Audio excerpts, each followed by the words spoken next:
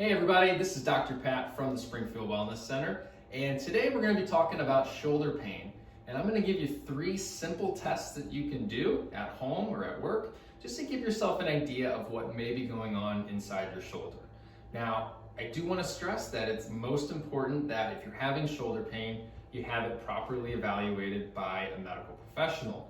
That way you can understand what the problem is, and more importantly, what to do about that problem as far as your treatment plan is concerned and what that entails. And chiropractors are people who do check on that stuff, and we work with shoulders each and every day. Now, these 3 tests, they give us just an idea of what's going on and give us some information about your shoulder and the condition that it's in. The shoulder itself is an inherently unstable joint, so it causes lots of problems for people. The reason it's unstable is because there's very little bony surface between the two bones that make the joint up. Now, because of that, the stability has to come from the shoulder or from the muscles. And when those muscles aren't able to fully support it, that's where injury can occur. So muscle tears, frozen shoulder, sometimes dislocation if we're talking about some kind of trauma that happens. So lots of different things can happen to the shoulder, lots of different conditions, but it's important to have it properly checked out in order to understand what the true condition is.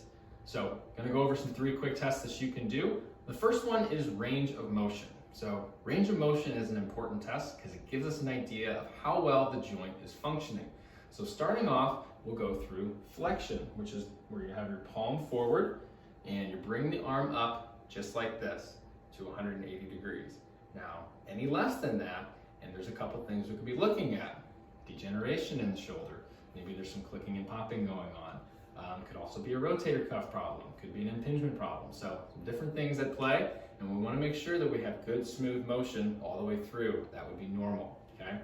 The next one is abduction, which means we bring the arm away from the body and all the way up to the top range. When we bring it to the top range, it should be another smooth motion without causing any pain. And if there's any reduction in motion, pain, grinding, clicking, anything like that, it can be the same issues: degeneration, impingement, rotator cuff issues. So again, giving us ideas of what could be going on. The next 2 motions are internal and external rotation. So to externally rotate, we bring the arm up. To internally rotate, we bring the arm down.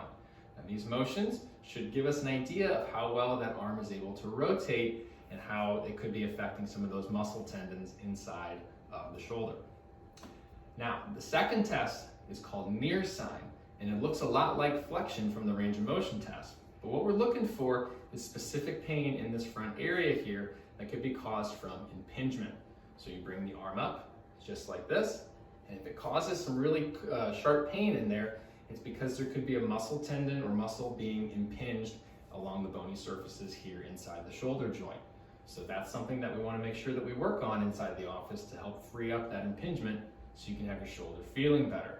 But if you bring your arm up like this and it causes a pretty sharp catching pain, we know there may be some level of impingement going on inside the shoulder. Now the last test that we're going to do is the drop arm test. For the drop arm test, we're looking to see if there's a tear or a strain on a rotator cuff muscle. So this one looks like the abduction, test here, and you bring the arm down very slowly.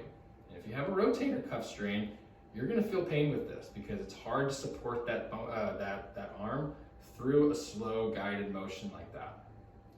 So if it's causing any pain along there while we're going down from there, while we're dropping that arm, there could be some rotator cuff involvement in that shoulder. So we've got 3 simple tests that you've done.